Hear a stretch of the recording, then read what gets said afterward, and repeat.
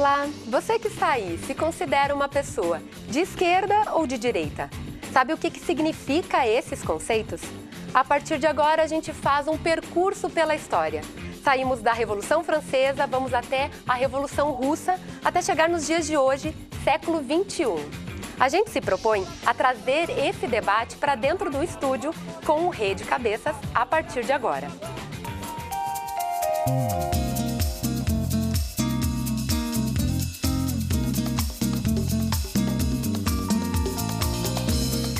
O mundo já foi dividido entre os capitalistas e os comunistas. E a noção de direita e esquerda bem definida. A divisão das tendências ideológicas reconhecida historicamente começa na Revolução Francesa, final do século XVIII. Na fase da monarquia constitucional, as cadeiras da Assembleia Legislativa eram ocupadas pelos aristocratas, no lado direito. No lado esquerdo, pelos democratas. A pequena e a média burguesia ficavam na extrema esquerda do plenário. A história segue e a esquerda passa a representar a vontade do povo acima da lei. Já para a direita, a lei acima da vontade do povo. Hoje, pleno século XXI, falar de esquerda e falar de direita significa o quê? O que dá para perceber é que o conceito de esquerda e direita ele é um conceito transitório, né? Que ele tem uma certa variação de acordo com as condições históricas, né? E com as forças políticas em ação. Então, se a gente vai ter lá em Roma uma esquerda e uma direita, a gente tem que perceber que não vai ser a mesma força que vai ter na Revolução Francesa, né? E muito menos depois, no século XX, né? Com a abertura ali, né? Do grande debate entre esquerda e direita, que foi a Revolução Russa, né? Então, acho que a esquerda e a direita é mais uma concepção de mundo, né? Esquerda faz uma vontade popular e não uma vontade da lei, foi a expressão usada.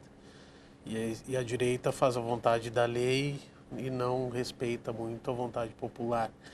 Mas isso também é uma situação que eu não concordaria a princípio, né?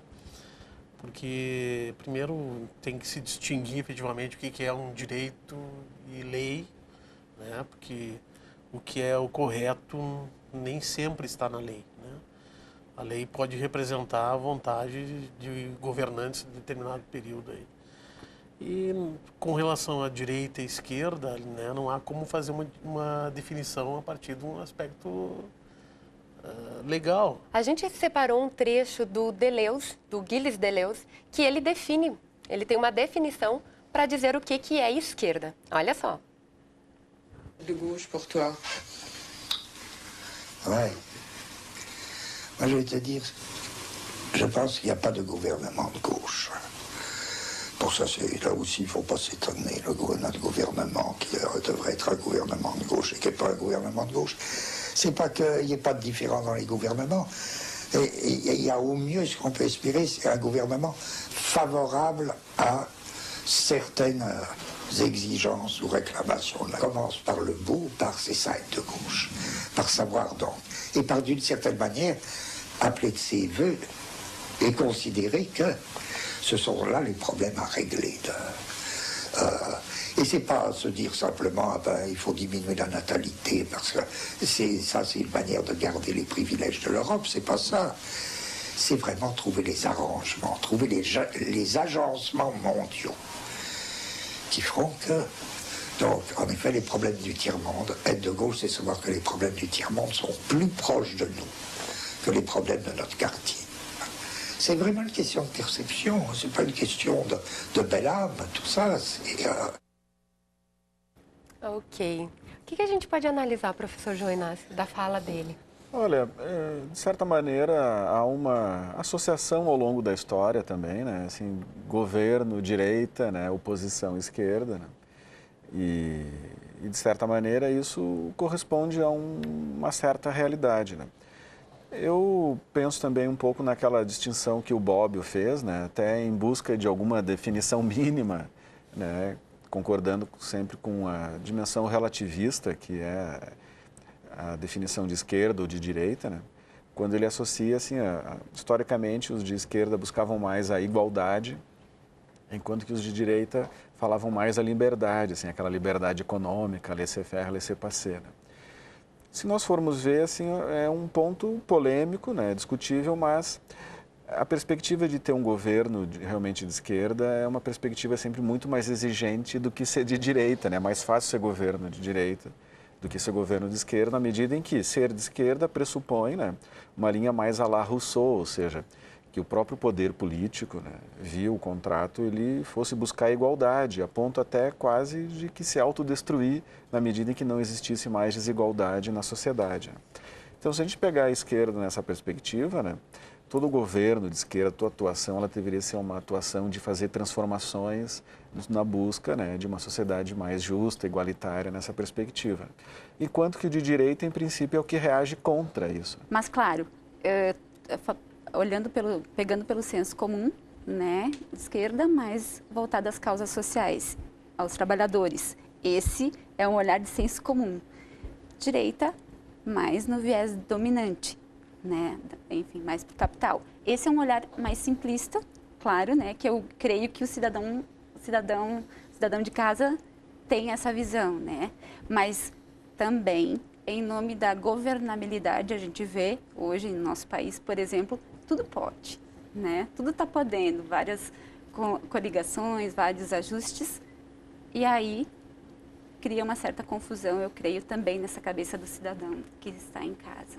Vou convidar vocês que estão aqui na mesa para acompanhar o material que a gente foi às ruas de Caxias do Sul para saber se as pessoas se definem ou de esquerda ou de direita. Olha só. Você considera que há esquerda e direita na política brasileira hoje? Acho que é. Apesar deles se confrontarem bastante, mas eu acredito que não tem. De certa forma, sim. Eu acho que tem. Acho que tem, sim. Não está muito definido isso, né? Mas eu acho que ainda existe essa diferença, né? Não muito acentuada, mas ela tem um pouco. Tu consegue ver isso representado nas eleições, de alguma forma? Não consigo. Não consigo ver, sim, olhar e identificar, tu é de esquerda e de direita, até porque eu não tenho certo discernimento sobre o que será a esquerda e o que é a direita. Não dá para identificar, acho que direita, porque uma hora está à esquerda, outra está à direita, eles fazem uma misturança e a gente que não entende muito fica naquela, sem saber. Tu se considera uma pessoa da esquerda ou da direita? Chega a se posicionar? Eu não me considero nenhum dos dois lados, eu sou bem averso à política. Eu considero da direita, né? Eu vejo que o político tem a sua proposta, e aí então eu analiso e voto. Não tenho esquerda, direita ou partido, né, decidido. Não me posiciono porque eu não conheço tão bem. Eu não me posiciono nem de esquerda nem de direita. Eu fico neutro porque não tem como. Meio termo, né? Estou estudando as propostas ainda. Considero um neutro, sabe? Assim, para mim, tanto faz. As pessoas que são boas vão para lá e quero que eles façam uma boa coisa lá no governo. Tá aí. Professor João Inácio, as pessoas parecem que, na verdade, elas se neutralizam, né? Elas não são nem de um lado nem de outro. Não, isso acontece num plano geral, ou seja, se nós pegarmos os próprios partidos, os movimentos sociais, né? Muitos deles até se auto-identificam, né, como de esquerda e de direita. Em geral, até mais esquerda do que direita. Né? E a mesma coisa acontece com as pessoas com o eleitorado, ou seja, as pesquisas de opinião, né, que buscam esse tipo de identificação do eleitor, né, em geral 50% só se identifica assim, né, num gradiente entre esquerda e direita, e é um certo equilíbrio. No caso do Brasil, assim, um pouco mais direita. Né? A partir do momento que os próprios partidos não apresentam suas propostas, né, seus programas de governo, então, porque hoje nós temos candidatos que só se identificam com uma categoria profissional ou com algo que um time de futebol, né, alguma coisa muito restrita, né, que não tem uma proposta política de fundo, né? Talvez os partidos não estejam falhando em trabalhar seus programas junto à militância, porque assim, o que me parece então, tu tem uma visão, projeta uma visão superficial, tu não vende entre aspas, né, não fortalece o seu programa, não diz a que veio, e automaticamente o cidadão, exatamente isso, né? O cidadão também não tem. O próprio eleitor, ele tem um receio de fazer uma identificação, tomar uma posição, enquanto que o próprio partido também não faz não coloca qual é a sua proposta, e aí fica o ciclo, né? Eu, no meu ponto de vista, eu acredito que tem uma certa um mascaramento do discurso da direita, né? Que realmente o único que eu vi, inclusive, admitir assim, verbalmente, né, nos debates foi o pastor Everaldo, que ele diz mesmo, né, que ele vai privatizar tudo, que ele é a favor do livre mercado, da livre concorrência. Se declara liberal, né? Se declara, né?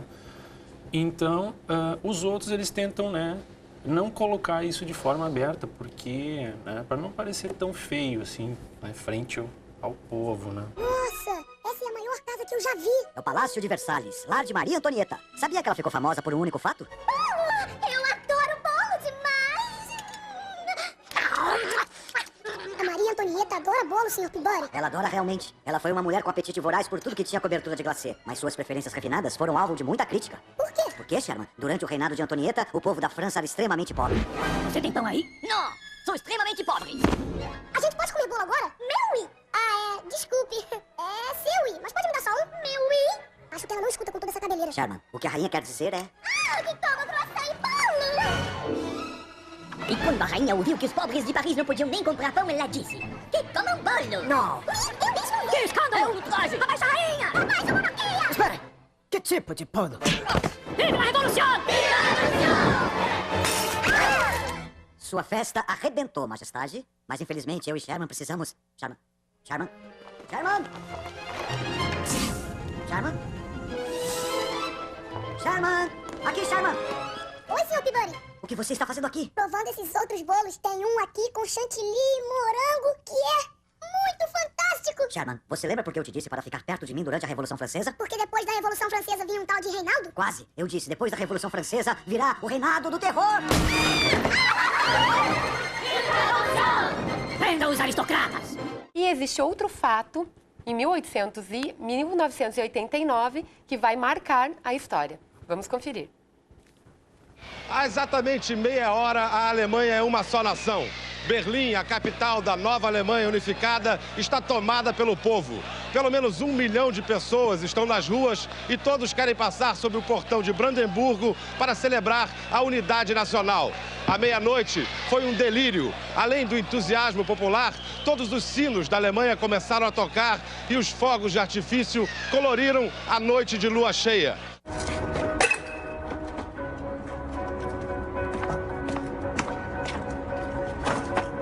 Sie sind nicht von hier, oder? Nee, aus Wuppertal. Aus dem Westen?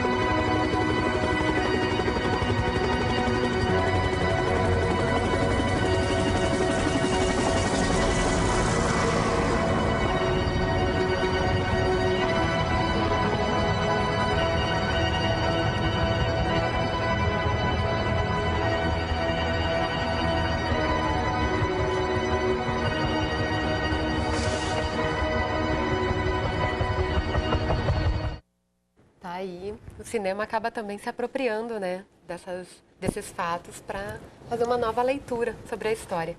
Mas, professores e Vânia, o que a queda do Muro de Berlim afetou ou a consequência nas tendências ideológicas? Foi muito importante, né? Na verdade, já havia uma crítica a um período anterior, né? Especialmente a como a União Soviética fazia a condução da sua política, a sua própria questão interna e externa, né? Já vinha toda uma crítica, começara já um pouco depois da própria morte do Lenin, né, que apareceu ali, e se estendeu ao longo do século XX. Mas, de qualquer maneira, acho que foi um impacto no mundo, né, porque muitas pessoas, de alguma maneira, ainda se buscava aquela referência, né, e fez, no mínimo, com que a própria esquerda tivesse que repensar muitas das suas propostas, né, dos seus valores. Houve, digamos assim, houve uma ofensiva da direita no mundo inteiro, que esteve também associada àquelas tendências chamadas neoliberais, né? Só que o que a gente tem que ficar claro é que a gente também não pode jogar o bebê, né, junto com a água suja da banheira fora, né? Aprender ali com a construção da União Soviética, né, que isso ocasionou várias conquistas, né, inclusive as reformas na Europa. Foi um impacto da onda revolucionária da Revolução Russa, né, e da União Soviética, né? Os governos burgueses tiveram que conceder benefícios para a classe trabalhadora, né, por causa dessa pressão. Eu vou convidar vocês a analisar mais uma enquete que a gente foi nas ruas de Caxias do Sul para ver se as pessoas sabem explicar as coligações de ideologias totalmente diferentes. Olha só. O que tu pensa sobre os partidos que se coligam por algum motivo, mas eles são ideologicamente diferentes? É isso aí que faz com que faça uma confusão na cabeça das pessoas, né? Porque não se sabe, na verdade, o que eles estão pensando, né? Parece assim que tem da esquerda junto com a direita, da direita junto com a esquerda. Eu acho que alianças políticas são importantes, mas eu não consigo entender ainda o porquê disso. Isso totalmente não é certo, com certeza que não é certo, porque se é somente para chegar ao poder, isso não pode acontecer. Não tem opção e aí acabam se coligando para ter um vencedor, vamos dizer assim, porque para ter um candidato para poder alguém se eleger. Muitas vezes eles são contraditórios. Cada um tem que ter o seu lado certo. Eu acho que é uma coisa boa. Acho que é ideias novas, né, que para se ajudarem. Vai tudo na mesma estrutura, não muda nada. Eles só prometem, dizem que muda, mas na hora eles só vão arranjando emprego, mais uma coisinha para outra para cá e termina ali. Acho muito ruim essa política de hoje.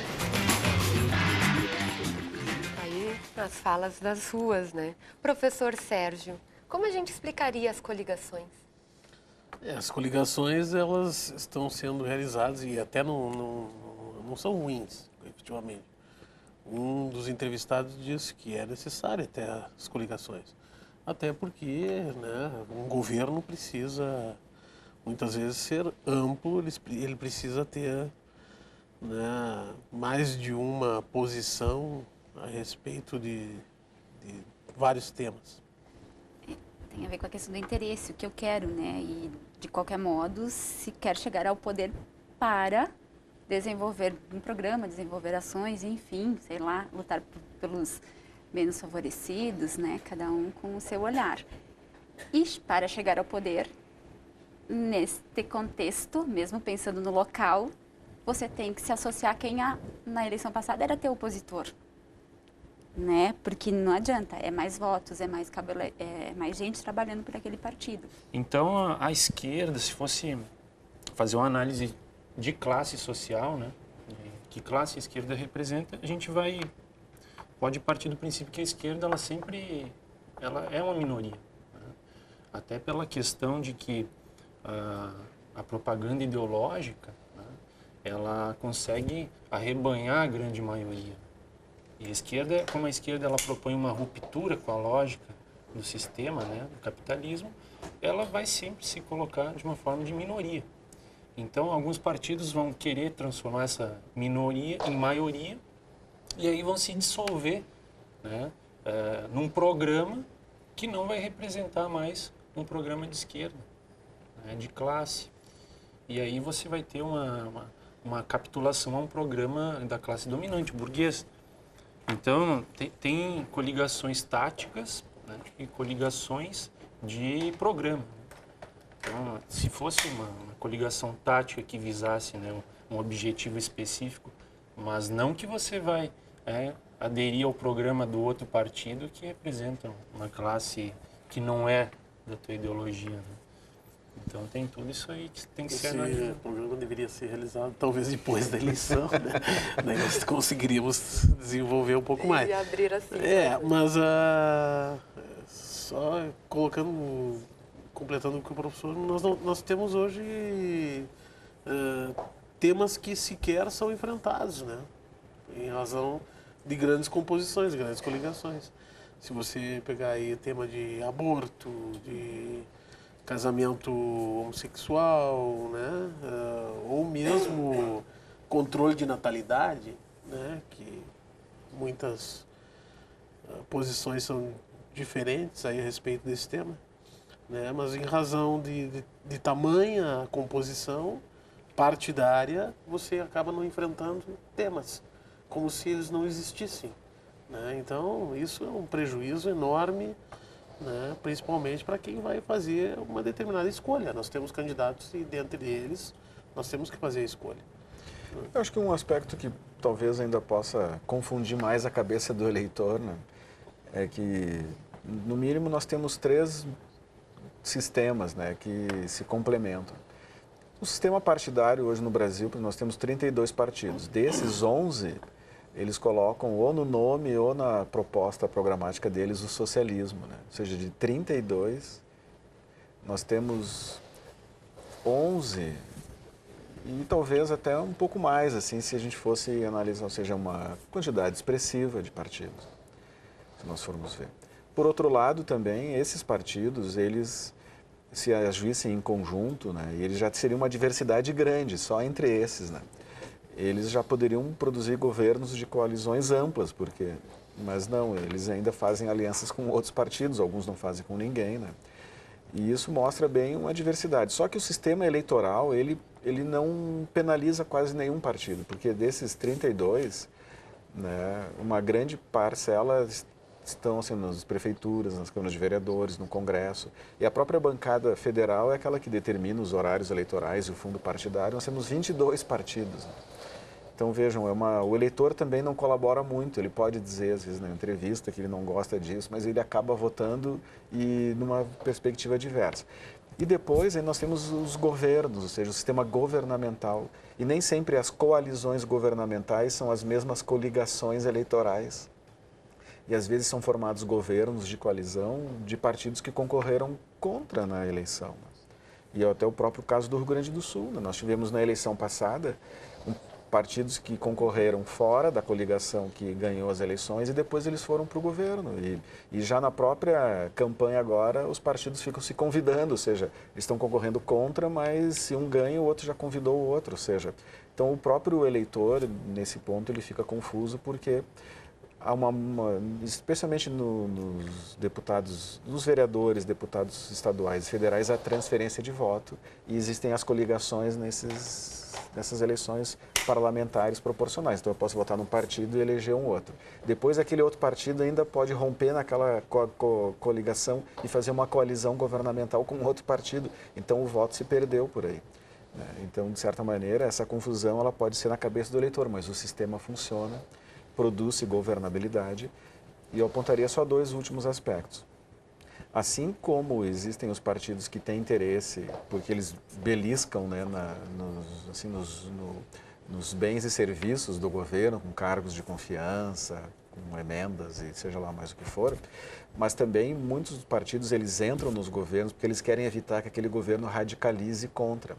Então, como o Sérgio comentou, nós temos hoje no governo federal a bancada ambientalista e ruralista. Os dois estão lá porque, se eles não forem governo, o governo pode agir contra eles. Nós temos lá evangélico e os LGTB. Então, todos eles vão para o governo porque eles sabem que, com a força muito que o Poder Executivo tem de implementar as políticas, Se eles não estiverem lá, o governo pode pender para um lado. Então, todo mundo vai para o governo hoje. Então, tem do ambientalista, o ruralista, de uma visão mais ortodoxa contra o casamento, né, de pessoas do mesmo sexo, até os que são favoráveis, todos eles viraram governo. Então, nós rompemos um pouco aquela ideia de que governo é uma coisa, oposição é outra. Ok. Gente, não vai dar para fazer mais uma rodada, o programa está encerrando, mas a gente entende que o assunto não se esgota aqui. Obrigada por dividir a mesa nesse debate. A gente volta em um próximo Rede Cabeças. Até mais. Passa muito esse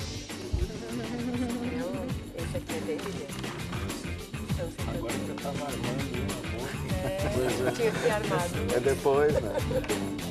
Vai fazer substituição para ganhar a partida. Tá bom. O Rafael Moura para fazer o gol, né? Para ver se eu conseguia fazer um gol. O ruim é que ele sabe como a gente está na...